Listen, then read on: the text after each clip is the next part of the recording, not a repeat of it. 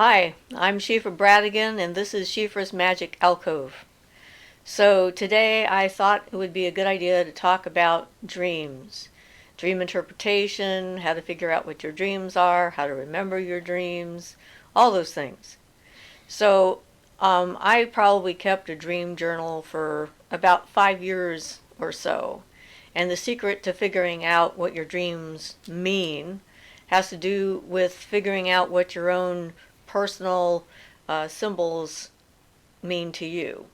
So the dream books that you can buy that tell you what your dream meant because you dreamt a certain thing, in my opinion, are mostly useless. There's only a few fairly universal dream symbols, but everything else is kind of your own unique interpretation. Your experience with either a symbol or an idea is going to color what it means for you. For example, one of the things I dream about when trouble is coming or some difficulty is heading in my direction are tornadoes. I see the sky turn really dark. I'll see a tornado coming, and depending on how far away the tornado is, it gives me an idea of whether it's just sort of like a general unrest that I'm going to be affected by, or if it's going to be more specifically aimed right at me. But I learned that because of keeping a journal and a dream diary in the beginning. You don't have to do it for the rest of your life, but when you're first starting out and trying to understand what those symbols are and what your dreams are trying to communicate with you, it's a good idea. So it's sort of a two-part process. You keep a journal just for the dreams that you have, but then you also keep a diary of your experiences and sometimes journaling your thoughts and how you're feeling about things, life experiences that are happening to you as well as your feelings about them. And generally speaking, you'll dream you'll dream about something a day or two after the event, so it's sort of a delay. It doesn't generally happen right away immediately. So that's the reason for keeping both of those parts. Because if you want to figure out what your dreams are telling you, then it's important for you to know what your own internal processes are and what your dreams might be giving you information about. So if you're one of those people that thinks you're having difficulty remembering your dreams, first thing you do when you start a dream journal is you keep the paper and pen next to your bed. And you can even, before you go to sleep at night, you can write in the journal, I will remember my dreams, and I will write down whatever pops in my head when I first wake up in the morning. And if you haven't gotten used to the idea of trying to remember what your dreams are, your beginning dreams will be sort of sometimes a single image. It doesn't matter in the beginning. Whatever it is, whether it's a color that you wake up to or even a feeling that you have when you wake up, you write that down. And the thing is dreams are kind of like children. They respond to attention. Once your dream world discovers that you're paying attention to it, it'll start going all out. And at some point, you can get like where I was at, where I could remember sometimes a dozen complete dreams that I've had during the night. And I would start waking up in the middle of the night and remember a dream and not want to turn on the light because, then you're waking up too much. And I would try to write in my dream journal without turning on the light. And I would end up with these pages of like letters scrawled across in odd directions and stuff because I was worried I would write over them and whatnot, which is kind of entertaining when you look at it the next day. And you start to remember first thing when you wake up, when you start to remember that dream and you start to write it down. Sometimes that process will make you remember a dream you had before that, and then a dream you had before that. So when you get to the point where you're remembering a lot of your dreams, you sort of develop a bit of a shorthand. You put in key phrases and things like that that will let you know, remind you what it is that you dreamt about. And the reason for writing them down is because the part of your brain that you use when you're dreaming is sort of like a self-erasing section of your brain.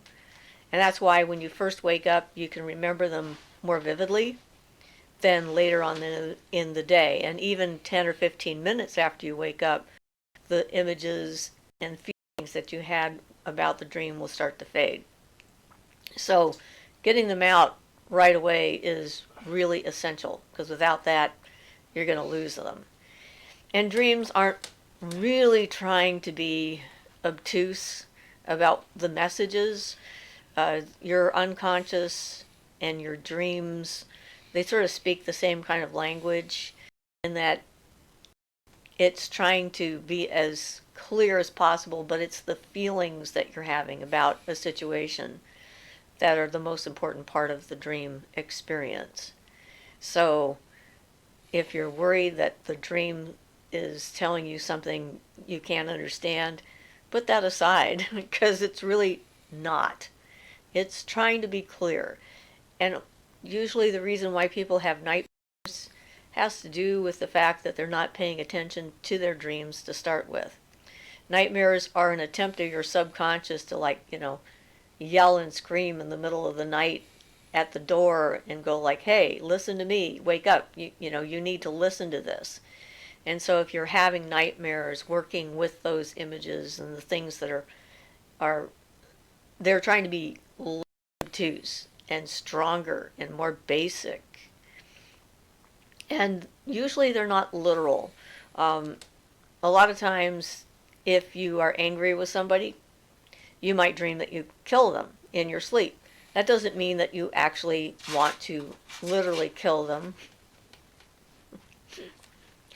You probably are just really mad at them, and your unconscious is just saying, hey, I would like them to be dead now. But that doesn't mean you should follow your impulses. And the same when you dream about someone that you like, and you might have a sexual dream about them. It doesn't mean that it's imperative that you go out and start following whatever it is your dreams are trying to say. It's the feeling of love or like or attraction that you have that your dreams are letting you know about. So dreams have a lot of levels. If you're looking at trying to interpret your dreams, I really recommend the book The Dream Game by Anne Faraday. It was one of the earlier books about dream interpretation, but it still really holds true, and it's a good reference material and a good read, and it gives you most of the instructions I'm talking about right now anyway. And I did dream workshops using the material from that book in order to help people figure out what their own dreams meant. So when you have a dream, the first level of interpretation you look at is literal. If you're walking down a set of stairs and suddenly the banister gives way and you fall down the stairs, or you're out on a balcony and you fall and the banister on the balcony falls off and you fall down, your first interpretation is to see, is there something in your house or at your work environment where there's a potential for accident. Like, has your unconscious, when it was going down the flight of stairs, noticed that there's some kind of a wobble that you're not consciously aware of, and it's trying to warn you. So the literal interpretation is generally the first one you look at and eliminate. Sometimes it can be both literal and not literal. So, just because you find a reason doesn't mean you stop.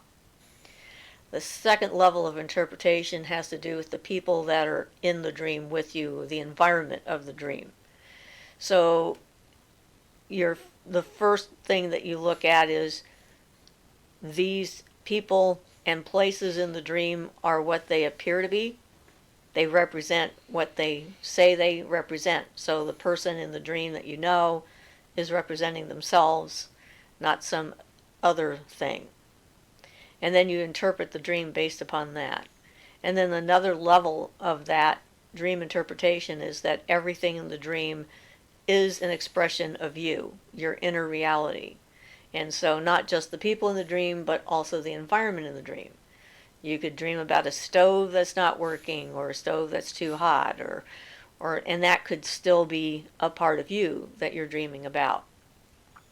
And that's the thing that's exciting about dreams. It's specific to you, not to anyone else.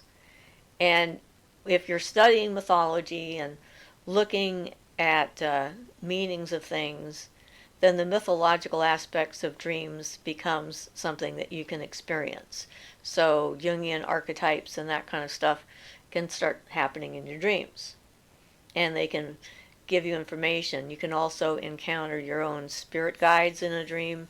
They can try and give you important information that they want you to know, or make that initial contact with you. Spirits of your family and friends that have passed over can connect with you most easily in the dream state, and also can potential ghosts that you might have in your house or other spirit beings that might be around you. It's when you're in that open state and you're still that things can happen. So doing the dream journal and your experiences and what you're doing, if you're not doing magic and doing ritual, chances are pretty good you're not going to be dreaming about that unless there's some real intense past life experience that's trying to come up for you. But since you're watching this channel, chances are you're doing some form of magic or ritual, and so that can happen in your dream state as well. And I've had some interesting experiences in the dream landscape. I've had shared dreams, which is something I never even imagined was a possibility. Things that I do like that are generally because there's a need, and I feel I need to know something that's going on. So one of the shared dreams that I had was with my daughter. We were living up north in the middle of the woods, and she was having nightmares, and she couldn't remember what she was dreaming about. We were doing a fair amount of dream work, but without her being able to tell me what was happening in the dream, it made it impossible for us to do the work. We were doing the work. Got to have something to start on. And so I decided I was going to go into her dream and see what she was dreaming about so I could help her. And so this one night I just decided it was time to do this. And I told my daughter I was going to go into her dream and find out what she was dreaming about so that we could deal with her nightmares. And so I had her in bed with me, and I entered her dream. And it was very interesting because we lived in the middle of nowhere with no power, no running water. We didn't have appliances. And yet in my daughter's dream, she had a laundry room with a washing machine and a dryer, which was like a surprise. And I found myself standing on top of the washing machine and the dryer with my daughter, because we couldn't stand on the floor because the floor was covered with bears. There was every kind of bear I've ever heard of, and some bears I never even knew existed, wandering around in this house in my daughter's dream. And so, they weren't being threatening. They were just wandering around and just filling the space. And so when my daughter woke up, I told her, I said, well, here you go. You're dreaming about bears, and it's okay because the bear is your totem animal, and they're there to protect you and to help you. So you have nothing to fear. And that was the end of her nightmares. And definitely she has connected with the spirit of the bear throughout her life and drawn power and strength from that connection. So, the kinds of dreams that you might end up having can be quite unique and very individual. I have seen past lives sometimes in my dreams. I've experienced something. It's given me a piece of information about a relationship, what's wrong with it, why it's not working, by finding out something from the dream world that tells me something about a past life relationship I have with an individual. And of course, then after you get good at doing the journaling and remembering your dreams and becoming more aware of what's going on when you're in your sleep state, then people start experimenting with lucid dreaming. And lucid dreaming is a whole subject in and of itself. In a lucid dream, you're aware of the fact that you're dreaming while you're having the dream, which gives you the ability to control dream elements and to do things that you ordinarily can't do in a dream because you're not aware of the fact that you're having one. So, that's like a fun experiment. And a lot of people get a lot of information about their personal guides, their past lives, other relationships that they have in the spirit plane by doing lucid dreaming. So, for me, some of the most powerful dreams I had were when I was trying to integrate my personality. When I was living in Santa Cruz and I was going through both the personal therapy with the Incest Survivors group and magic and ritual that I was doing to help become more of who I am and who I wanted to be, I had a series of dreams about dangerous, powerful witches that I thought were arrayed against me, and then I was able to conquer them in my dream state, which gave me confidence to continue on. And one night I had a dream where I knew that all of the people in the dream were different aspects of my personality. And I was working throughout the night trying to get all these different parts of me working along the same goal so that we were working with each other and not against each other. And I had gotten all these different various aspects of my personality working together except for this one that was very angry and didn't trust me.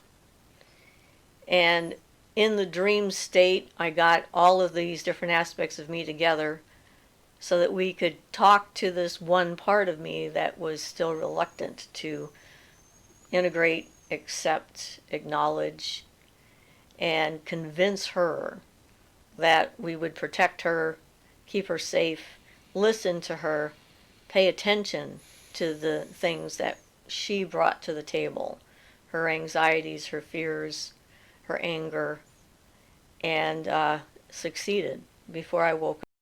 And that was my goal, was to actually get all these different aspects, my child side, my young adult side, my scared side, my mystical side, my spiritual side, all these different things, so that we were all working together. And that's the thing about dreams. The dreams tell you how you feel about something.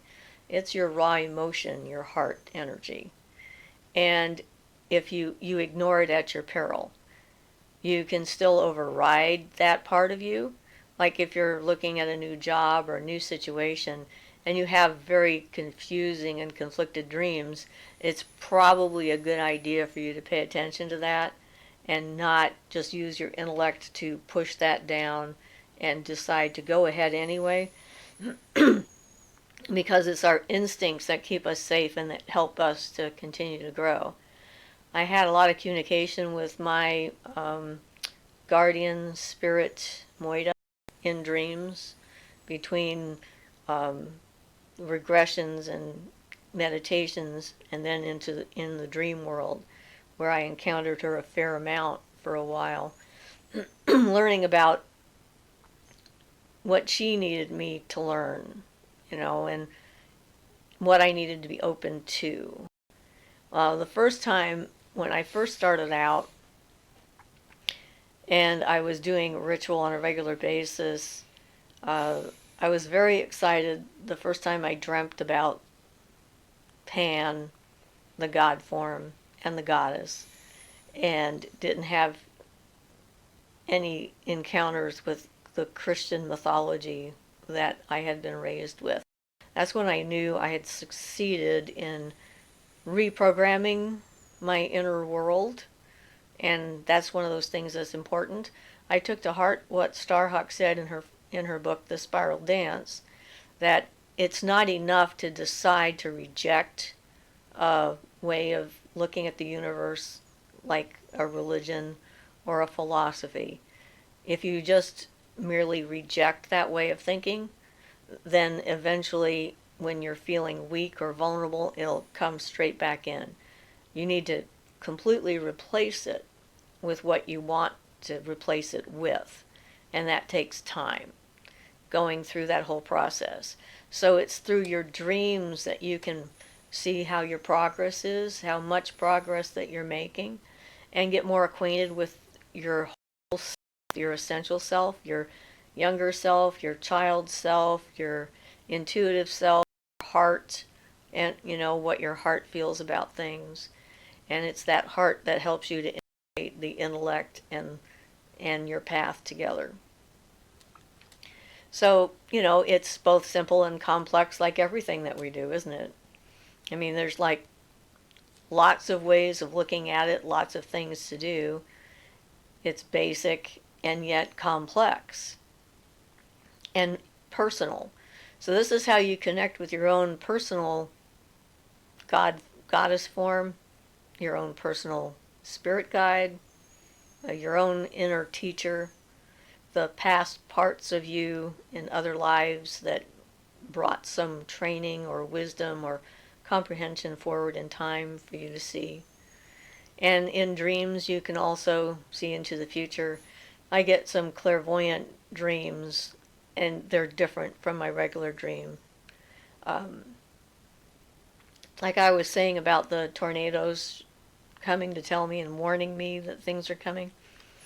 I had a pretty powerful dream a few weeks ago about the whole situation that we're in with the pandemic, which is kind of hard to ignore because it's there and it's affecting everybody.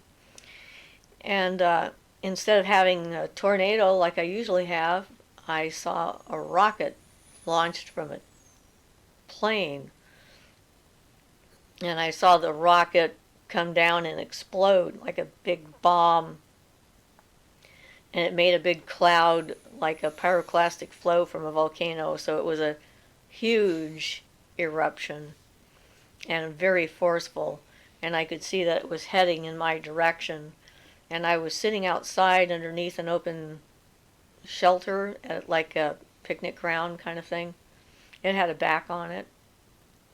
And as I was watching it, I knew that this was a precognitive thing I was seeing, and that I had time to decide what to do.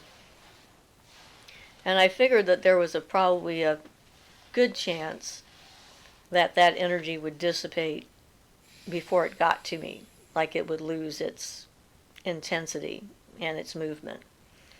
But I also figured, just in case, if I took me and the people I was with and went behind the wall of the shelter, it would give me that much more protection, and then it wouldn't get to me. So apparently I'm suddenly losing my voice here because I'm crackling.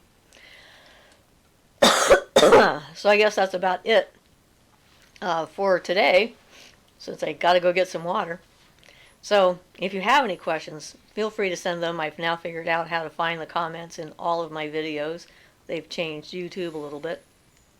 So feel free to ask anything you want. And until I see you next time, this is Siofra's Magic Alcove, and this has been Siofra Bradigan. Blessed be.